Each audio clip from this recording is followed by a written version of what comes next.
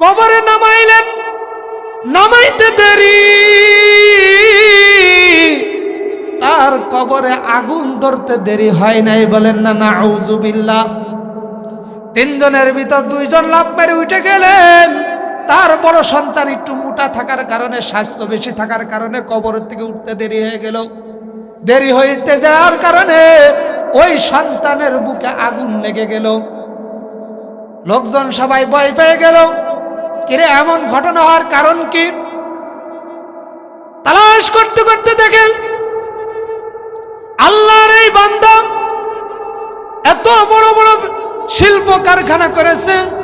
তার শিল্প কারখানার ভিতরে যত মানুষ কাজ করত, আজান হওয়ার সঙ্গে সঙ্গে যেই মানুষগুলো মসজিদে যাওয়ার জন্য রেডি হইতো নামাজ পড়ার জন্য, তাদেরকে ডাক দেয়া বলতো, এ মুসলমানের দল, তোমরা কোথায় যাও? তখন তারা বলে নামাজ পড়তে যাই। তখন তাদেরকে ডাক দেয়া বলে, তোমরা যে নামাজ পড়তে যাচ্ছ, নামাজ পড়লে তোমরা কি পাইবা? তোমাদের কি কোনো কিছু দেওয়া হবে? তখন তারা বলল, আমাদের যেইটা আছে সেটা বাকি। আমরা তো নামাজ পড়লে আমাদেরকে নগদ নগদ দিবেন না, আল্লাহ রাব্বুল আলামিন হাশরের ময়দানে আমাদের জন্য জমা করে রাখবেন, ওই দিন আমাদেরকে দিবেন। তখন তারা ওই মালিক ডাক দেয় বলতে, যেটা বাকি ওইটা বাকি থেকে যাবে। তুমি যদি সারাদিন কাজ করো, বিকেলে যেই টাকা পাইবা ওই টাকার কাজ করে নামাজ পড়তে যাওয়া লাগবে না। বলেন না নাউযুবিল্লাহ। আজকে নামাজটাকে অস্বীকার করার কারণে তার কবরের আযাব দুনিয়াতে আল্লাহ রাব্বুল আলামিন দেখাই দিলেন। তাহলে এই ব্যক্তিকে যখন কবরে রাখার পরে, মাটি দেওয়ার পরে পরবর্তী জিন্দেগি কেমন হবে একটু চিন্তা করে দেখেন। আমি আপনি নামাজ পড়ি না, হয়তো মনে করতেছে আমার আযাব দেখাচ্ছে না, এজন্য ভয় পাই না। আল্লাহ রাব্বুল আলামিন এমন কিছু নিদর্শন দুনিয়াতে দেখায় দেয় যাতে করে মানুষগুলো ভয় পায়, এই জন্য এই জিনিসগুলো দেখায়।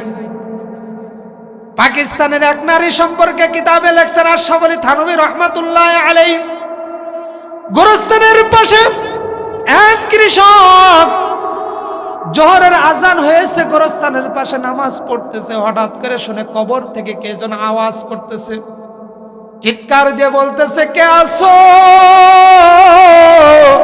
আমাকে বাঁচাও, আমাকে বাঁচাও, আমি জীবিত আছি।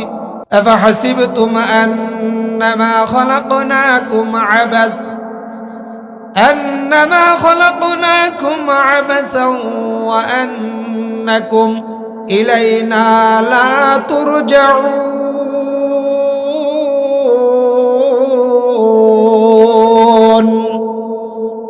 আল্লাহ তাআলা বলতেছেন, আফা হাসিবতুম, তোমরা কি ধারণা করো, আন্নামা খলাকনাকুম আবাস, আমি তোমাদেরকে অনার্থক সৃষ্টি করছি। আল্লাহ তাআলার কাছে বলে, আল্লাহ তাহলে আপনি আমাদেরকে কেন সৃষ্টি করছেন, কি কাজের জন্য সৃষ্টি করছেন? সূরা জারিয়াতের ভিতরে আল্লাহ তাআলা বলতেছেন, ওয়ামা খালাকতুল জিন্না ওয়াল ইনসা ইল্লা লিয়াবুদুন।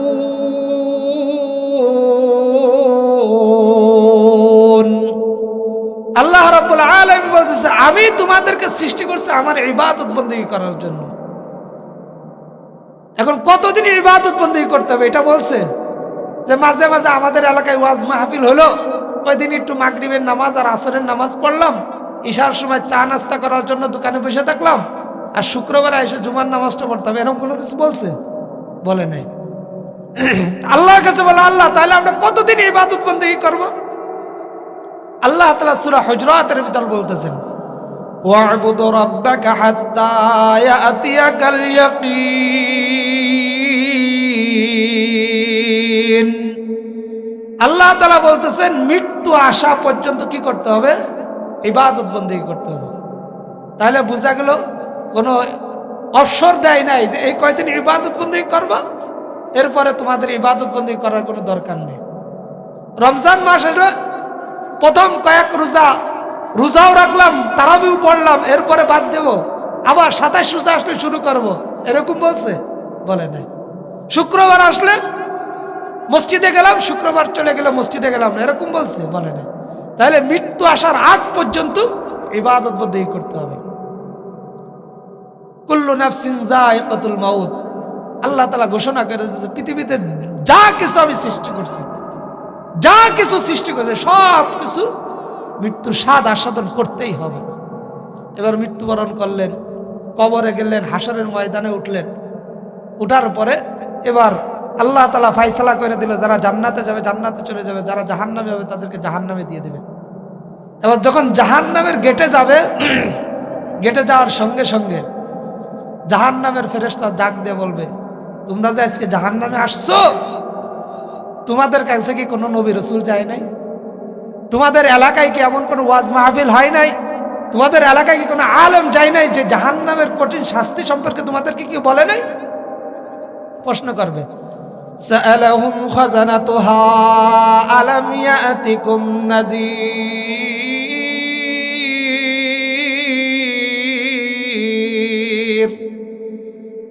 যে তোমরা আজকে জাহান্নামের গেটে আসছো, তোমরা যখন দুনিয়াতে ছিলে কবরের শাস্তির কথা, হাসরের কঠিন ময়দানের কথা তোমাদের কি বলা হয় নাই? তখন তারা বলবে, ক্বালু বালা ক্বাদ জাআনা নাযীর,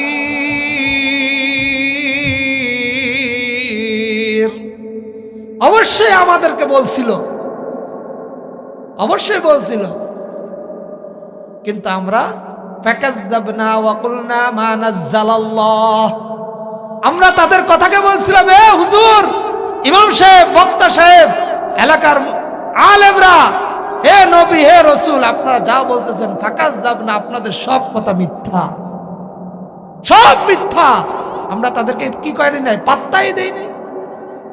এবার তারা বলবে, ওয়াকালু লাউ কুন্না নাসমাউ আও নাআকিলু মা কুন্না ফি আসহাবিস সাঈর।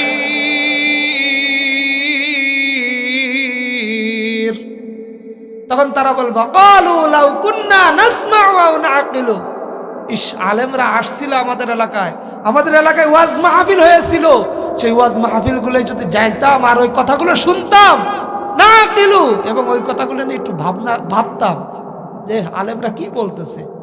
আমার এলাকায় আজকে জান্নাতের বাগিচা বসছে, আমি যদি ওই মাহফিলে ওই জান্নাতের বাগিচার ভিতর যাইতাম, তাহলে তাদের কথাগুলো হয়তো শুনলে আমার হয়তো হেদায়েতের জরিয়া হইত, আমি আজকে জাহান্নামের গেটে আসতাম না, ফি আসহাবিস সাঈর, জাহান্নামে আসতাম না। এবার জাহান্নামে যাওয়ার পরে, শাস্তি ভোগ করার পরে তারা ডাক দেবে আল্লাহকে, রব্বানা আবসারনা ওয়া সামি'না ফারজি'না না'মাল সালিহান। তারা ডাক দিয়ে বলবে, রে মালিক, আবসারনা, আমরা আমাদের চক্ষু দ্বারা দেখেছি জাহান্নামের শাস্তি, ওয়া সামি'না, আমরা কান দ্বারা শ্রবণ করেছি যে শাস্তিগুলো হচ্ছে, নিজেও বক্ষণ করলাম, চোখ দিয়েও দেখলাম, কান দিয়েও শুনলাম। আপনি যদি আবার আমাদেরকে ফারজি'না, আবার আপনি যদি আমাদেরকে একটু দুনিয়াতে পাঠাই দিতেন, আমাদের এলাকায় যতগুলো মাহফিল হইতো একটা মাহফিলও বাদ দিতাম না, প্রত্যেকটা মাহফিল শুরু হইলে শেষ পর্যন্ত বসে থাকতাম। না'মাল সালিহা, যত নেক আমল আছে প্রত্যেকটা নেক আমল করার জন্য বসে থাকতাম, কোনো নফল বাদ দিতাম না, কোনো ওয়াজিব বাদ দিতাম না, কোনো ফরজ নামাজ বাদ দিতাম না।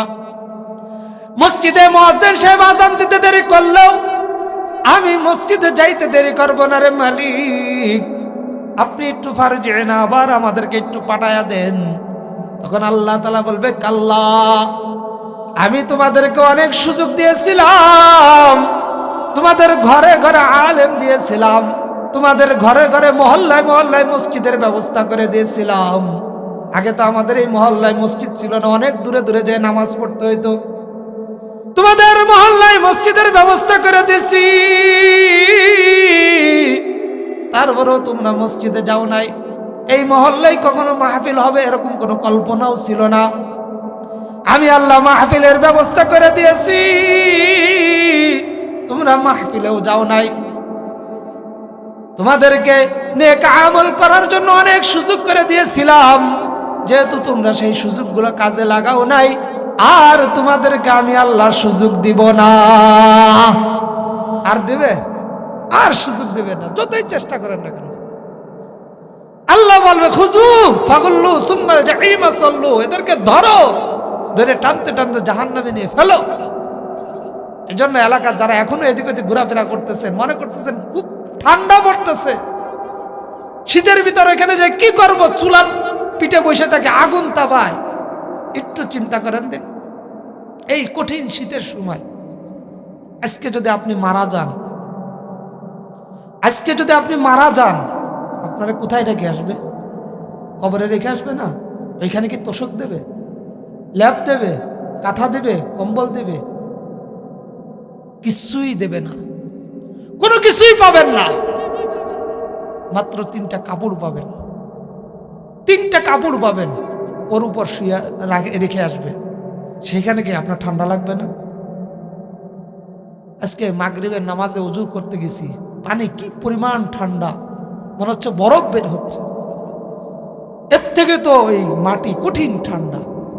তখন কি করবেন চিন্তা করেন দিন একটু, তখন কি অবস্থা হবে বলেন? আজকে ঠান্ডা অজুহাতে আপনি নামাজ ছেড়ে দিচ্ছেন, ঠান্ডা অজুহাতে ফজরের সময় ল্যাপের তলে ঘুমায় আছেন, ঠান্ডা অজুহাতে মসজিদে যাচ্ছেন না, ঠান্ডা অজুহাতে সব আমল বাদ দিয়ে দিচ্ছেন। আজকে কবরে রেখে আসলে সেই ঠান্ডাটা কোথায় রাখবেন বলেন? আছে রাখার কোনো জায়গা? কোনো জায়গা নেই, কঠিন ঠান্ডা, কঠিন। আজকে ঠান্ডার অজুহাতে আজকে মাহফিল বন্ধ, মাহফিলে আসতেছেন না, ঠান্ডার অজুহাতে সব বাদ দিয়ে দিচ্ছেন। কি হবে বলেন? কে ঠেকাবে আপনাকে? এজন্য যারা ঠান্ডার অজুহাতে মাহফিল থেকে দূরে আছেন, মাহফিলে চলে আসেন। এখানে যত সময় থাকবেন তত সময় লাভ। আপনি যদি ওয়াজ নাও শোনেন, তারপরও আপনার আমল নামে গুনাহ লেখা হবে। প্রত্যেকটা সেকেন্ডে সেকেন্ডে আপনার আমল নামে সওয়াব লেখা হবে, প্রত্যেকটা সেকেন্ডে সেকেন্ডে আপনার আমল নামে সওয়াব লেখা হবে। কিন্তু ওই দোকানে বসে থাকলে বলা হয়েছে যে ওইখানে বসে থাকলে আপনার সওয়াব লেখা হবে, বাড়ি বসে থাকলে। এজন্য যারা এখনো এলোমেলো করতেছেন, চলে আসেন মাহফিলে। আমি আপনাদের সম্মুখে কুরআনে কারীমের ছোট্ট একখানা আয়াত তেলাওয়াত করেছি। আয়াতকে সামনে রেখে স্বল্প সময়ে যতটুকু পারি ইনশাআল্লাহ আলোচনা করার চেষ্টা করব। আল্লাহ রাব্বুল আলামিন বলেন, ইয়া আইয়ুহাল্লাযীনা আমানুত্তাকুল্লাহ, ইয়া আইয়ুহাল্লাযীনা আমানুত্তাকুল্লাহা হাক্কা তুকাতিহি ওয়া লা তামুতুন্না ইল্লা ওয়া আনতুম মুসলিমুন।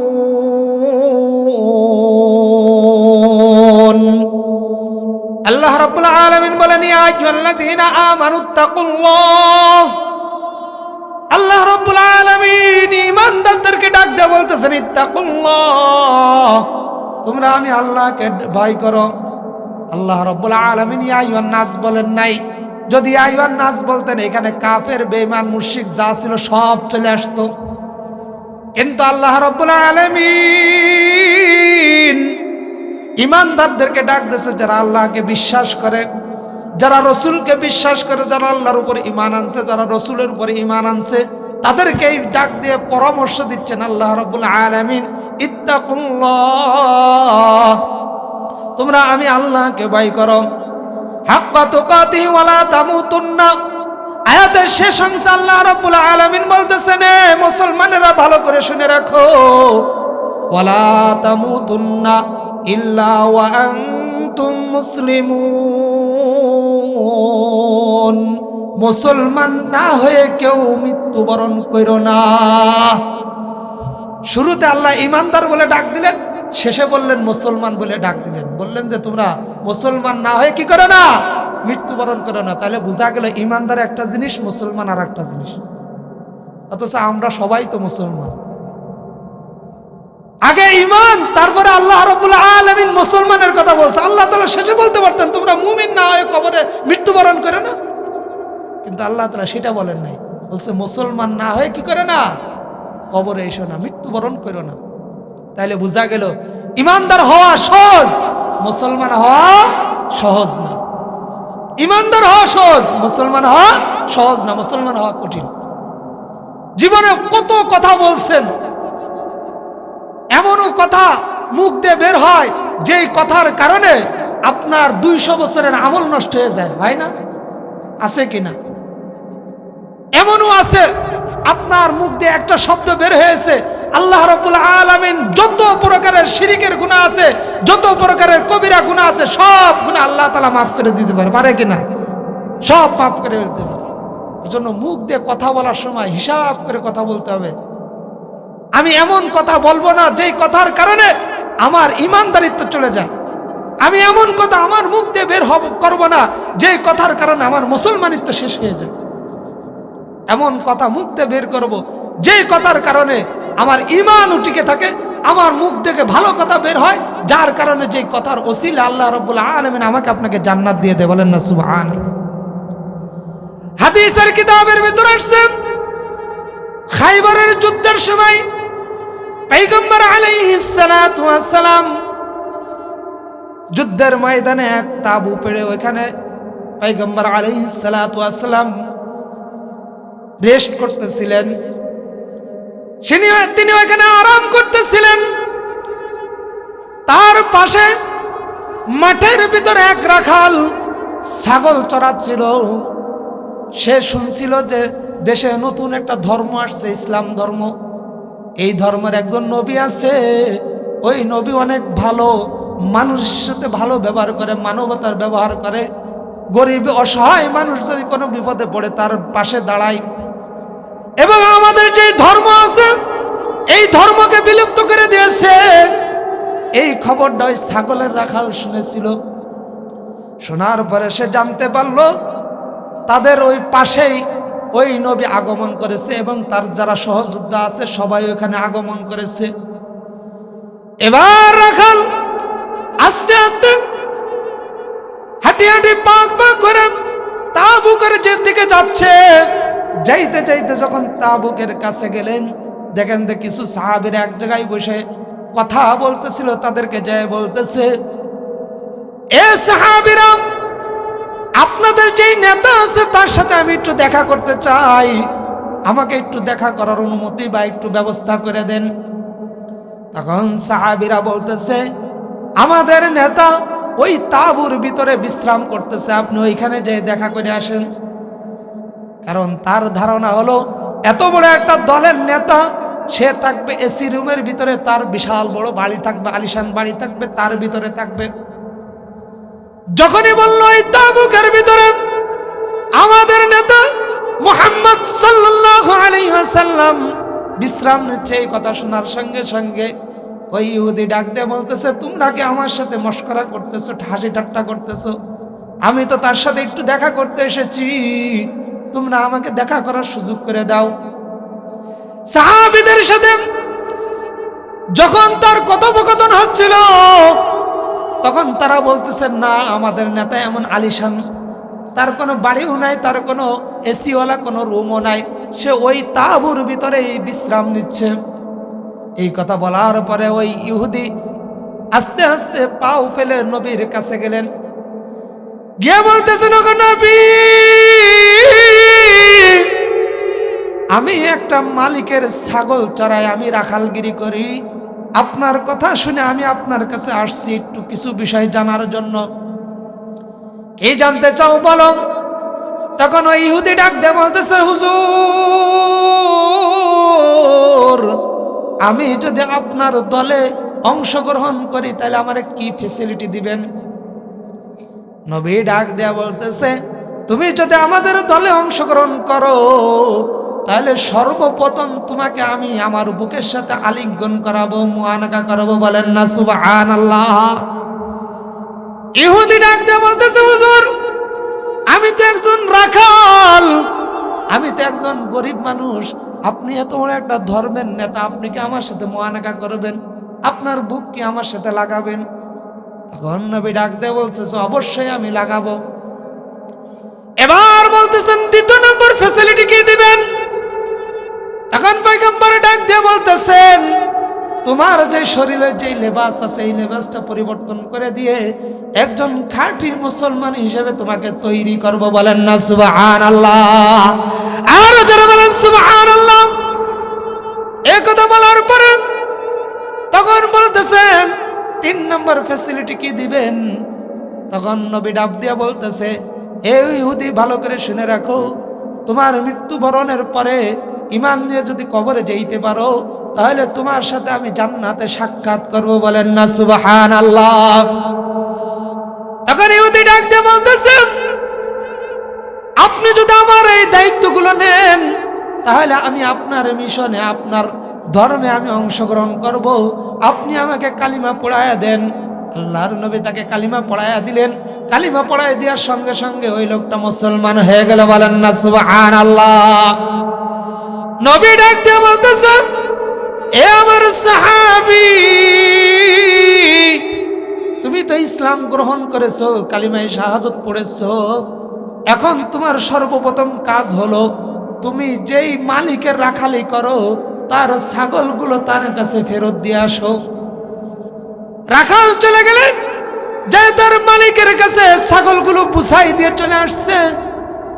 নবী তাকে ডাক দেয়া বলতেছেন, তুমি যেই সময় কালিমা গ্রহণ করেছো, এখন তো তোমার উপর নামাজ ফরজ হয় নাই, তোমার উপর রোজা ফরজ হয় নাই, তোমার উপর যাকাত ফরজ হয় নাই, কোনো কিছুই ফরজ হয় নাই।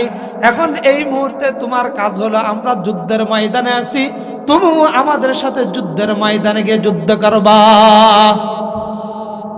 ওই সাহাবী ডাকতে বলতেছেন, ওগো নবী, আপনি আমাকে যুদ্ধের ময়দানে যাইতে বলতেছেন, আমি যুদ্ধের ময়দানে যাব। তবে যুদ্ধের ময়দানে গেলে হয়তো বাঁচব, না হয় মরব, যে কোনো একটা তো হবে। যদি আমি মারা যাই তাহলে আমার কি হবে? তখন পয়গম্বর আলাইহিস সালাতু ওয়াস সালাম ডাক দিয়ে বলতেছেন, ও আমার সাহাবী, তুমি যদি যুদ্ধের ময়দানে যে মারা যাও তাহলে আল্লাহ রাব্বুল আলামিন তোমাকে শহীদি মর্যাদা দিবেন। বলেন না সুবহানাল্লাহ। দ্বিতীয় নম্বর হলো, যে আল্লাহর রাস্তায় শহীদ হয় আল্লাহ রাব্বুল আলামিন তাকে বিনা হিসেবে জান্নাত দেন। বলেন না সুবহানাল্লাহ। এই কথা বলতে দেরি, নব মুসলিম তলোয়ার নিয়ে যুদ্ধের ময়দানে যাইতে দেরি করলো না, চলে গেলেন যুদ্ধের ময়দানে। যুদ্ধ করতেছেন, যুদ্ধ করতে করতে নব মুসলিম শহীদ হয়ে গেলেন। যখন যুদ্ধ শেষ হয়ে গেল, শেষ হয়ে যাওয়ার পরে সাহাবীরা সমস্ত শহীদদেরকে আলাদা করতেছে। মুসলমানদের দলের ভিতর দেখেছে ওই লোকটাকেও এই দলে দেখা যায়, কিন্তু সে যে মুসলমান তার কোনো নিশানাও তার ভিতরে নাই, কারণ সে তো সদ্য কেবল মুসলমান হয়েছে। মুসলমানের যে আলামতগুলো তার ভিতরে এখনো হয় নাই, যার কারণে সাহাবীরা তাকে চিনতে পারতেছে না। সবাই একসাথে জড়ো হয়ে যখন তাকে নিয়ে রিসার্চ করতেছে, কথা বলতেছে, তখন নবী তাঁবুর থেকে বের হয়ে বলতেছে, কি হয়েছে তোমরা একসাথে? তখন সাহাবীরা ডাক দিয়ে বলতেছে, নবী, আমরা একটা লোক আমাদের দলের ভিতর দেখতেছি, কিন্তু তাকে তো আমরা কেউ চিনি না। আমাদের মুসলমানদের যেই ক্যাটাগরি আছে সেই ক্যাটাগরির ভিতরে সে পড়ে না এই লোকটাকে, কারণ তার সাথে যা হয়েছে একমাত্র নবী ছাড়া তো আর কেউ জানে না। সে তো মুসলমান হয়েছে, সব কিছু জেনে শুনে যত কথাবার্তা হয়েছে সবই তো পয়গম্বর জানে, আর কেউ জানে না। নবী ডাক দিয়ে বলতেছে, কিছুক্ষণ আগে এই লোকটা ইসলাম ধর্ম গ্রহণ করে ইসলামের ভিতরে দাখিল হয়েছে, প্রবেশ করেছে, তার তো কোনো আমল হয় নাই, তার উপর কোনো কিছু ফরজ হয় নাই, সে যুদ্ধের ময়দানে গিয়ে যুদ্ধ করে শহীদ হয়ে গেছে। আমি দেখতেছি আল্লাহ রাব্বুল আলামিন জান্নাত থেকে ফেরেশতাদেরকে পাঠাইছে তাকে গোসল করার জন্য। বলেন না সুবহানাল্লাহ। সামান্য একটা শব্দ কালিমায়ে শাহাদাত মুখ দিয়ে বলছে, কোনো নামাজ পড়ে নাই, রোজা রাখে নাই, হজ করে নাই, যাকাত দেয় নাই, কালিমায়ে শাহাদাত পড়ছে, যুদ্ধের ময়দানে চলে গেছে, আল্লাহ তাআলা তাকে কি দিয়ে দিয়েছেন? জান্নাত দিয়ে দিয়েছেন।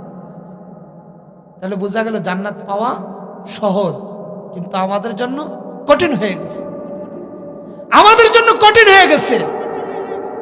নামাজ পড়ি না, রাসূলের যে আদর্শগুলো আছে সেগুলো গ্রহণ করি না, আল্লাহ রাব্বুল আলামিন যে আদেশ আমাদেরকে করছে সেই আদেশগুলো আমরা ধরি না, যার কারণে আমাদের জন্য কি হয়ে গেছে?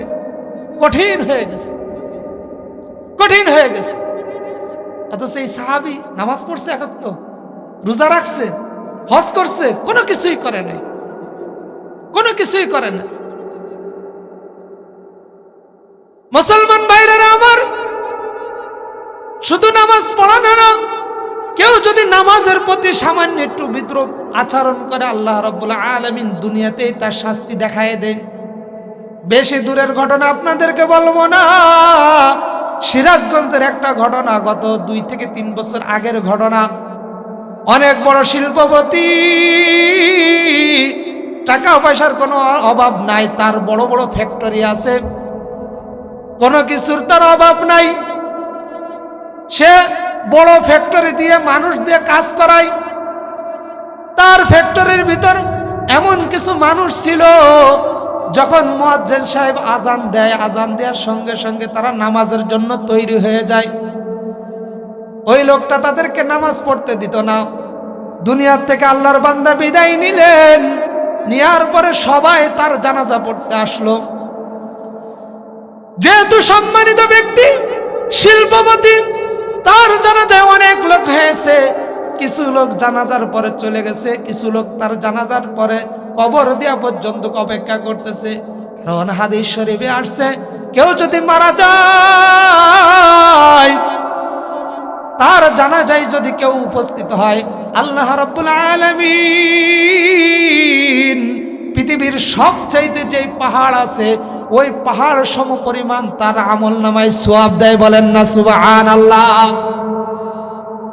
দ্বিতীয়বার কেউ যদি তার দাফন পর্যন্ত অপেক্ষা করে, আল্লাহ রাব্বুল আলামিন দাফনে অপেক্ষা করার কারণে, দাফন কাফন শেষ করার কারণে ওই বড় পাহাড় সম পরিমাণ সওয়াব আবার দেন। বলেন না সুবহানাল্লাহ। আল্লাহর বান্দার জানাজা শেষ হয়ে গেল, সবাই কবরের দিকে যখন তাকে নিয়ে আসতেছিল, আনার পরে কবরে 3 জন লোক নামছে। একজন হলো তার বড় সন্তান, আর 2 জন হলো তার আত্মীয় স্বজন। স্বাভাবিকভাবে কবরে নামানোর পরে, কবরে রাখার পরে কাপনের যেই গিরে আছে ওইটা খুলে দেয়। খুলে দেওয়ার পরে তার মাথাটা বের করে দেয়, এরপরে বালতে ছান দেয়।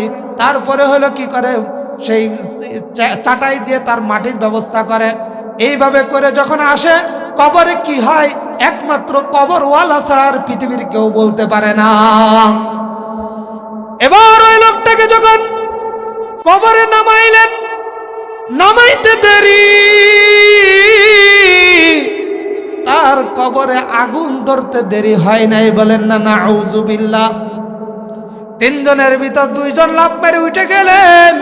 তার বড় সন্তান একটু মোটা থাকার কারণে, স্বাস্থ্য বেশি থাকার কারণে কবরের থেকে উঠতে দেরি হয়ে গেল।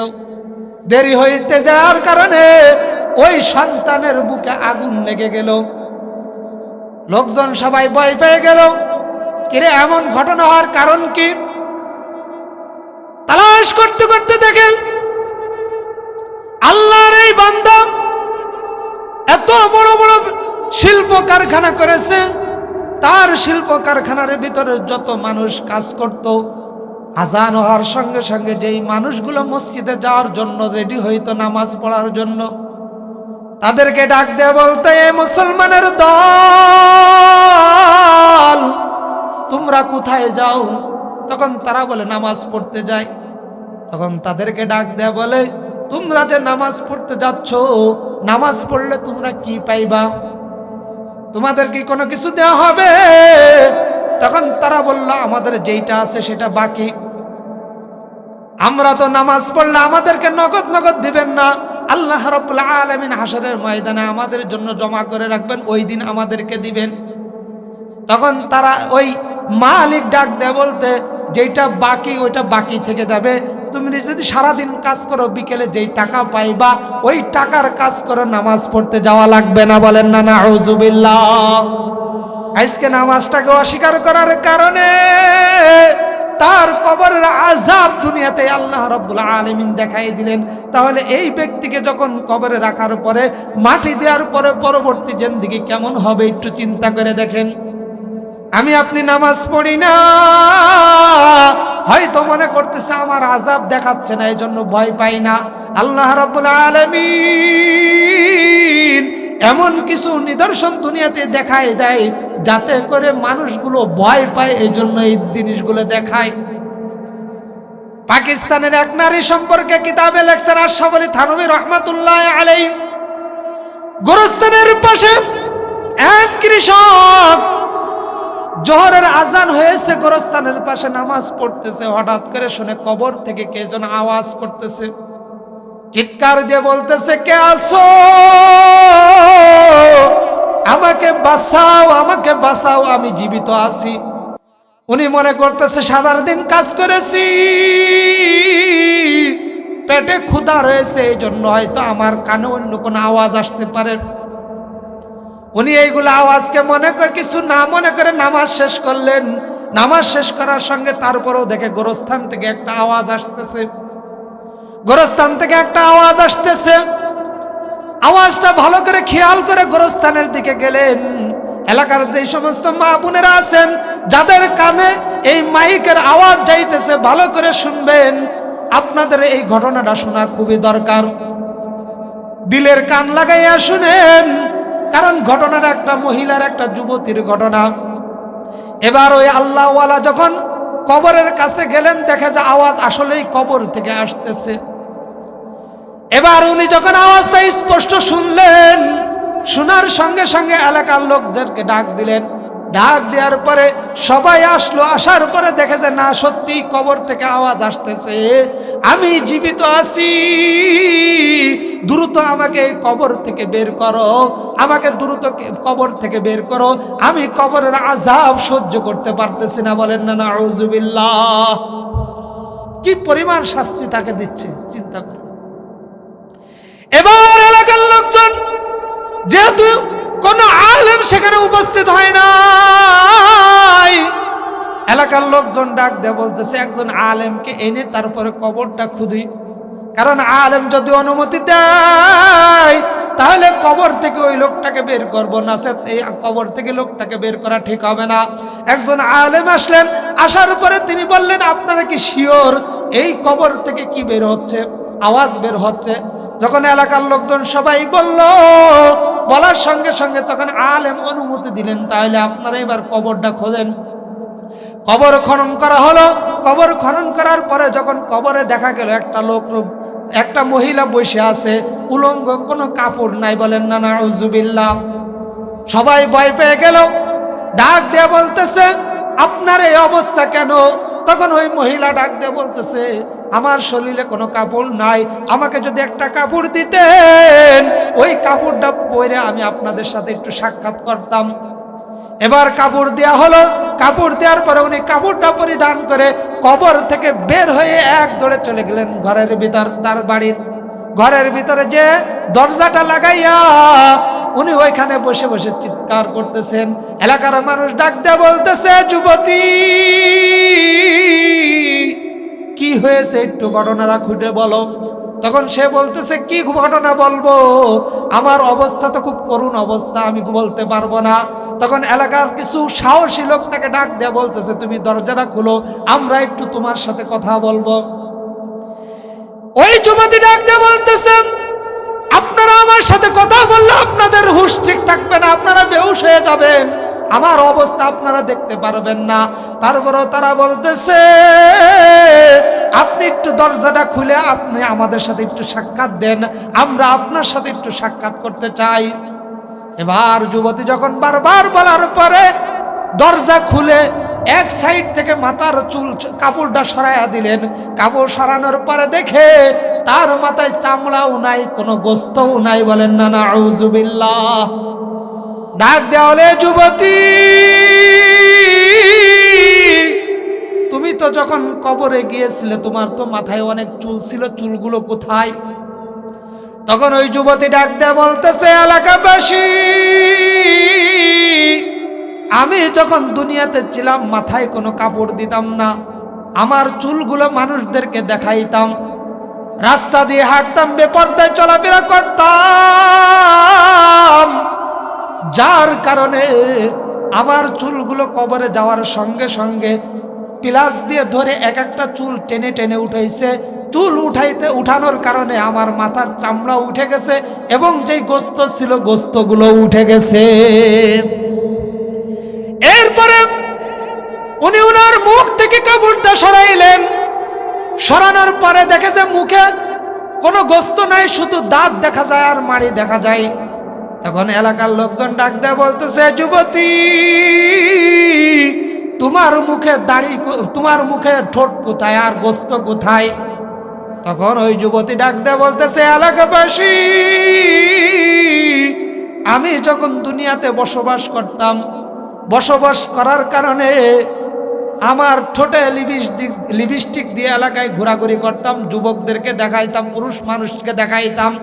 এইটা দেখানোর কারণে আমি যখন কবরে গিয়েছি, কবরে যাইতে দেরি, পিলাস দিয়ে আমার ঠোঁটগুলো টেনে উঠাইতে দেরি করে নাই। এরপরে হাতের আঙ্গুলগুলো দেখাইল, দেখানোর পরে দেখে যে হাতের আঙ্গুলে শুধু হাড্ডি আছে, কোনো গোস্ত নাই।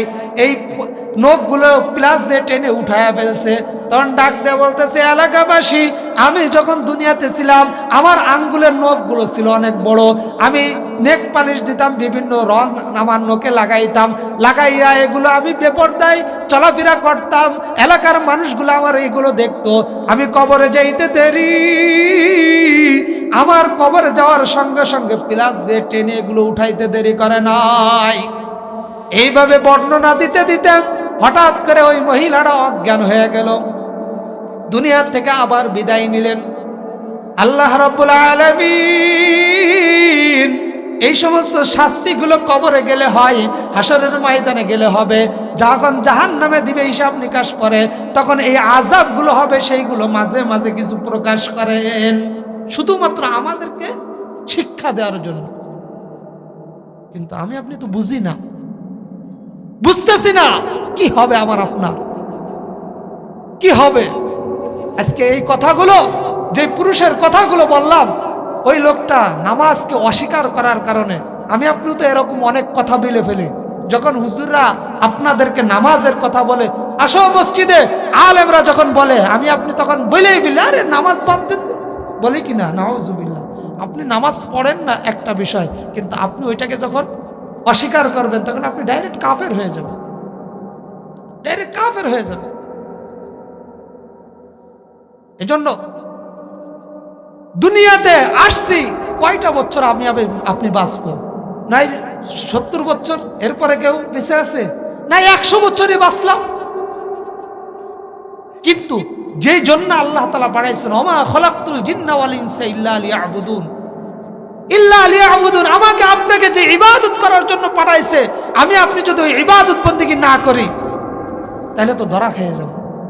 হাসরের ময়দানে যখন হিসাব চাইবে, আমলনামা দিয়ে বলবে, ইকরা কিতাবাক কাফা বিনাফসিকা আল-ইয়াওমা আলাইকা হাসিবা, পড়ো তোমার আমলনামা, আমলনামা পড়ো। তখন কি পড়বেন বলে?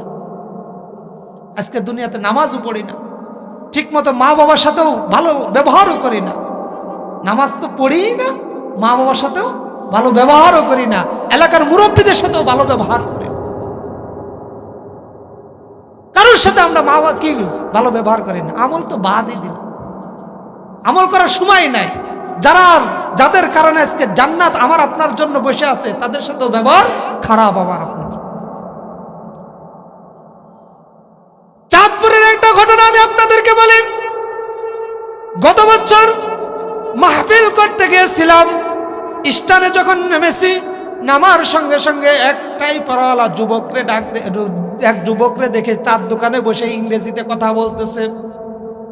অনেক বেশি কথা বলার কারণে জিজ্ঞাসা করলাম, এই যুবকের কি হয়েছে? এই যুবক মনে হচ্ছে ইংরেজিতে কথা বলে, মনে হয় অনেক বড় লেখাপড়া করছে, অনেক ডিগ্রি তার। এলাকাবাসী ডাক দিয়ে বলতেছে, হুজুর, এই লোকটা মাল্টি ন্যাশনাল কোম্পানিতে চাকরি করে, শুধুমাত্র মায়ের সাথে খারাপ ব্যবহার করার কারণে আজকে সব শেষ হয়ে গেছে। বলেন না নাউজুবিল্লাহ। ঘটনা কি? বলতেছে, এই যুবক যখন পেটে ছিল, তার মায়ের পেটে থাকা অবস্থায় তার বাবা দুনিয়ার থেকে বিদায় নিয়েছে। বিদায় নেওয়ার কারণে তার মা জীবনে আর কখনো বিবাহ করে নাই। ওই সন্তানটাকে মানুষ করেছে, মানুষ করে বড় করে লেখাপড়া শিখাইছে। সন্তান অনেক বড় চাকরিও পেয়েছে, চাকরি পেয়ে ঢাকা শহরে চাকরি করতেছে, কোনো সমস্যা নাই। হঠাৎ করে এক যুবতী মেয়ের সাথে তার সম্পর্ক হয়ে গেছে। সম্পর্ক হয়ে যাওয়ার কারণে ওই যুবতীকে বিবাহ করে বাড়িতে নিয়ে আসছে। অনেক সময় দেখা যায় সন্তান যদি বিবাহ করে মা বাবার অপছন্দ, তাহলে ওই মা বাবা মেনে নিতে চায় না, বলেন ঠিক কিনা? মা বাবার মেনে নিতে কষ্ট হয়ে যায়, তারপরও মা মেনে নিয়েছে। মেনে নেওয়ার পরে চলতেছে বউ শাশুড়ির সংসার। আমাদের সমাজেতে এমন অবস্থা, বউ আর শাশুড়ি কখনো একত্রিত হইতে পারে না, বলেন ঠিক কিনা? বউ শাশুড়িরা দেখতে পারে না, শাশুড়ি বউকে দেখতে পারে না। আছে কিনা? আমাদের এই এলাকায় বহুত আছে, বহুত আছে। কারণ মুরব্বীরা অনেক সময় অনেক কিছু মেনে নিতে পারে না। আবার ছেলে মেয়ে তারা বউ এবং ছেলে রক্ত গরম থাকার কারণে মুরব্বীদের অনেক কথা সহ্য হয় না। তারা বোঝে না যে মুরব্বী বাবা বয়স হয়ে গেছে, যা বলে একটু মেনে নিয়ে অভ্যাস তাদের নাই। এবার যখন ওই যুবক যখন অফিস থেকে বাড়িতে আসে, আসার সঙ্গে সঙ্গে বউয়ের সারাদিন বিচার যে তোমার মা আমার সাথে এই ঝগড়া করেছে, এইভাবে ব্যবহার করেছে। অনেক সময় মায়ের কাছে শুনে দেখে বউ যেই কথাগুলো বলছে তার ভিতর ৮০টা কথাই মিথ্যা। কারণ মাকে রাগানোর জন্য, সন্তানের কাছে মাকে খারাপ করার জন্য এই কথাগুলো অনেক সময় বলে। এইভাবে চলতেছে। একদিন হঠাৎ করে যখন অফিস থেকে আসছে, বউ ডাক দিয়ে বলতেছে, এরে প্রাণের স্বামী, হয়তো এই বাড়িতে তোমার মা থাকবে, না হয় আমি থাকবো। তোমার মা যদি এই বাড়িতে থাকে তাহলে আমি এই বাড়িতে থাকতে পারবো না। এবার সন্তান ঘরের সাথে এরকম একটা কাঠ ছিল, কাঠ হাতে নিয়ে মায়ের কাছে চলে গেছে। যায় বলতেছে, মা তুমি আমার স্ত্রীর সাথে কেন প্রতিদিন ঝগড়া করো? তখন মা ডাক দিয়ে বলতেছে, আমি তো তোমার স্ত্রীর সাথে ঝগড়া করি নাই, তোমার স্ত্রী তো উল্টো আমার সাথে ঝগড়া করে। এইভাবে মা আর ছেলের যখন কথা কাটাকাটি চলতেছিল, হঠাৎ করে সন্তান ওই লাঠি দিয়ে মায়ের কপালে আঘাত করেছে, নাউজুবিল্লাহ। আঘাত করার সঙ্গে সঙ্গে মা বেহুশ, কথা বলে না, কপাল দিয়ে রক্ত বের হচ্ছে। আধা ঘন্টা ওই অবস্থায় শুয়ে আছে। সন্তানও ধরে না, সন্তানের স্ত্রীও তার কাছে যায় না। মার যখন হুশ আসলো, হুশ আসার সঙ্গে সঙ্গে মা ডাক দিয়ে বলতেছে, এই সন্তান আমাকে লাঠি দিয়ে আঘাত করেছে, এই সন্তান আমাকে মেরে ফেলবেন এর কোনো গ্যারান্টি নাই। উনি ওনার কাপড় চোপড় গুছাই নিয়ে বের হয়ে যাচ্ছিলেন। যাওয়ার পথে ওনাদের পুকুরের পাড়ে একটা মসজিদ আছে, যে মসজিদকে ডাক দিয়ে বলতেছে, মসজিদের মালিক, আমার স্বামী প্রতিদিন আপনার এই ঘরে নামাজ পড়তো, আজকে আমার স্বামী বিদায় নিয়েছে গো মালিক। আমার স্বামী দুনিয়াতে নাই, কিন্তু আপনার ঘর মসজিদ তো আছে। আমি আজকে আপনার কাছে বিচার দিয়ে গেলাম রে মালিক, যেই সন্তানকে 10 মাস 10 দিন গর্ভে ধারণ করেছি রে মালিক, দুনিয়াতে আনতে কত কষ্ট হয়েছে, তাকে বড় করতে আমার কত কষ্ট হয়েছে। ওই সন্তানের জন্য আমি দ্বিতীয়বার বিবাহ করার চিন্তাও করি নাই। আজকে যেই সন্তান আমাকে হাত দিয়ে আঘাত করেছে, তুমি তার হাতটা নষ্ট করে দিও, বলেন না নাউজুবিল্লাহ। আর যে সন্তান তার স্ত্রীর কারণে আমাকে তার বাড়ির থেকে বের করে দিয়েছে, আমাকে অপরিচিত বানাইছে, ওইভাবে তার স্ত্রীকেও আপনি অপরিচিত বানায়া দিয়েন, বলেন নাউজুবিল্লাহ। এরপরে ডাক দিয়ে বলতেছেন, আরে মালিক, আজকে যে স্ত্রীর কারণে আমাকে ঘর থেকে বের করে দিয়েছে, আমাকে চিনে না, তুমি তার স্ত্রী না, এমনকি তার জীবন, তার শরীরকেও যেন সে চিনতে না পারে, বলেন নাউজুবিল্লাহ। কয়টা বদদুয়া করলো? 3টা বদদুয়া করলো। এমন বদদুয়া আমি আপনি করি কিনা? আমাদের সন্তানগুলো অনেক সময় অনেক বিরক্ত করে আমাদেরকে, করে না? রান্না করতেছেন, আপনার সন্তান এসে বিরক্ত করতেছে, অনেক সময় মা অথবা বাবা রাগ করে বলেই ফেলে যে আমাকে বিরক্ত না করে, আমারে জ্বালাতন না করে ওই পানি পুকুরে যে ডুবে মরতে পারো না। এরকম বদদুয়া দেয় কিনা? অহরহ দেয়, অহরহ দেয়। যদি সন্তানের সাথে কোনোভাবে মা অথবা বাবার কথা কাটাকাটি হয়, তখন ডাক দিয়া বলে, তুই আমার সামনে জীবনে আসবি না, আমি তো চেহারাও দেখতে চাই না, তোর লাশও দেখতে চাই না, বলে কিনা নাউজুবিল্লাহ। এই যে গত বেশ কিছুদিন আগে, 2 মাস আগে, এই রূপাটিতে এক ছেলে মারা গেছে সৌদি আরবে। আপনারা হয়তো অনেকেই জানেন, আমি খবর নিছি, খুঁজলাম যে তার মা প্রতিনিয়ত তার সাথে কথা বললে, সন্তানের সাথে কথা বললে যে বলে যে তোর যেন জীবিত বডি যেন দুনিয়া আমার বাংলাদেশে না আনে, আমার সামনে না আসে, তোর লাশ যেন আসে। নাউজুবিল্লাহ। ঠিকই ওই লাশই মায়ের সামনে আসছে, সেই লাশই মায়ের সামনে আসছে। এই জন্য সন্তান হাজারো অন্যায় করে, হাজারো অপরাধ করে, ওই সন্তানকে কি করা যাবে না? বদদুয়া দেওয়া যাবে না। আমরা সকলেই জানি কাবা শরীফের একজন ইমাম আছে আব্দুর রহমান আস-সুদাইস। উনি 37 বছর ধরে কাবা শরীফের ইমামতি করে। কয় বছর? 37 বছর। তার কোনো বদনাম নাই। তাকে জিজ্ঞাসা করা হয়েছে, আপনি এত বছর ইমামতি করেন কার দোয়ার কারণে? তখন ডাক দেয়া বলছে যে আমি আমার মায়ের দোয়ার কারণে আজকে কাবা শরীফের 37 বছরের ইমাম। কি দোয়া করেছে? বলতেছে, একদিন আমাদের বাড়িতে অনেক মেহমান আসছে, রান্না বাড়া করতেছে আমার মা, সব রান্না বাড়াও শেষ, লাস্টে গোস্ত রান্না করবে, রান্নাও প্রায় শেষের দিকে। ঠিক সেই মুহূর্তে আমি 1 মুঠ বালু নিয়ে ওই গোস্ত, রান্নার হওয়া গোস্তর ভিতর দিয়ে দিছি। আপনারা চিন্তা করেন, এই গোস্ত দিয়ে একটু পরে মেহমানদারি করানো হবে, সেই গোস্তর ভিতর কি দিছে? বালু দিছে। ওই গোস্ত কি আর খাওয়া যাবে? সম্ভব? বলে খাওয়া সম্ভব না। এবার আমার আপনার এলাকায় যদি এরকম করতো, আমার সন্তান, আমার নাতি ছেলে কি করতো? মাও মারতো, বাবাও মারতো, দাদাও মারতো, দাদিও মারতো, পারলে চাচারাও এসে মারতো। কি বলেন, ঠিক কিনা? সবাই বলতো এতগুলো মেহমান বসে আছে, তাদেরকে খাবার দেবা, তুমি এই কাজটা করলে। কিন্তু মা কোনো কথা বলে নাই, শুধু একটা কথা বলছে যে আমাকে ডিস্টার্ব না করে, আমাকে বিরক্ত না করে কাবা ঘরে যে ইমামতি করতে পারে না, বলেন না সুবহানাল্লাহ। আজকে ওই মায়ের দোয়ার কারণে আমি আজকে 37 বছর ধরে কাবা শরীফের ইমামতি করি। ওনার তেলাওয়াত শুনলে মনটা কি হয়ে যায়? নরম হয়ে যায়। যারা গেছে, আমার দুলোভাই গেছে সৌদি আরবে, হয়তো উনি নামাজ পড়ছে, প্রতি রমজানে লাখ লাখ মানুষ তার পিছনে তারাবির নামাজ পড়ে। এজন্য সন্তানকে কখনো কি করা যাবে না? বদদুয়া দেওয়া যাবে না। এমন কোন শব্দ মুখ দিয়ে বের করা যাবে না যেই শব্দের কারণে আপনার সন্তানের ভবিষ্যৎ খারাপ হয়। তো যাই হোক, যাই কথা বলতেছিলাম, এবার মা বদদুয়া করে চলে গেলেন। মার আর খোঁজ কোনোভাবে খুঁজে পাওয়া গেল না। এলাকাবাসীর ভাষ্য হলো, পরের দিন এই সন্তানটা উলঙ্গ অবস্থায় ঘর থেকে বের হয়ে এক দৌড় দিয়েছে। বলেন নাউজুবিল্লাহ। এটা কেন হয়েছে?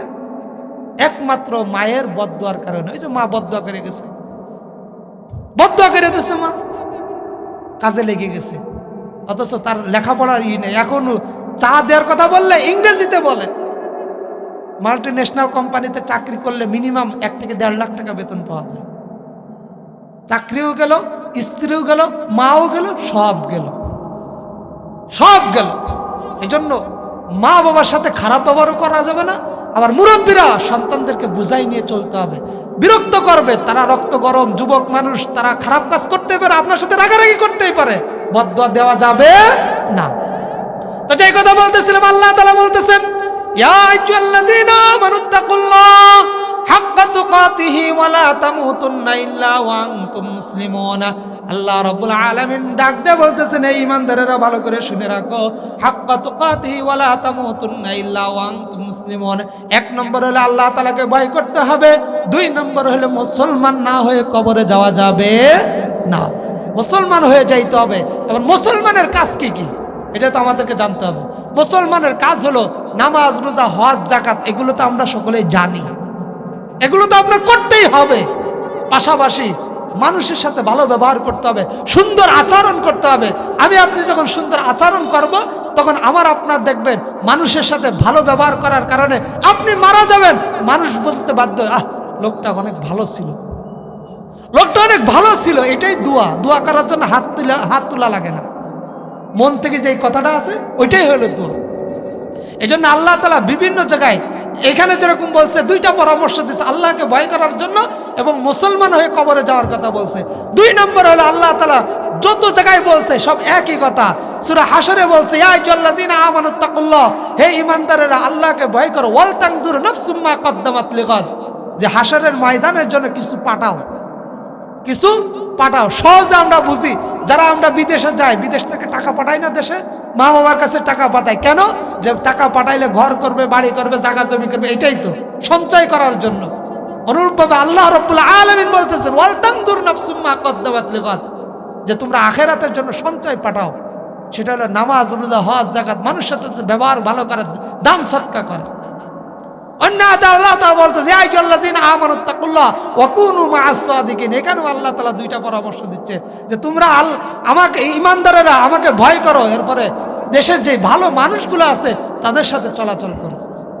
তো যাই হোক, আল্লাহ রাব্বুল আলামিন যেহেতু আমাদেরকে বারবার বলতেছেন ইত্তাকুল্লাহ, আল্লাহকে ভয় করো, পরামর্শ দিচ্ছেন আগামীর জন্য সঞ্চয় করার জন্য, ভালো মানুষের সাথে চলাফেরা করার জন্য, আল্লাহ রাব্বুল আলামিন আমাকে আপনাকে আল্লাহকে ভয় করে ভালো মানুষ হয়ে দুনিয়া থেকে যাওয়ার তৌফিক দান করে। সকলে বলে আমিন।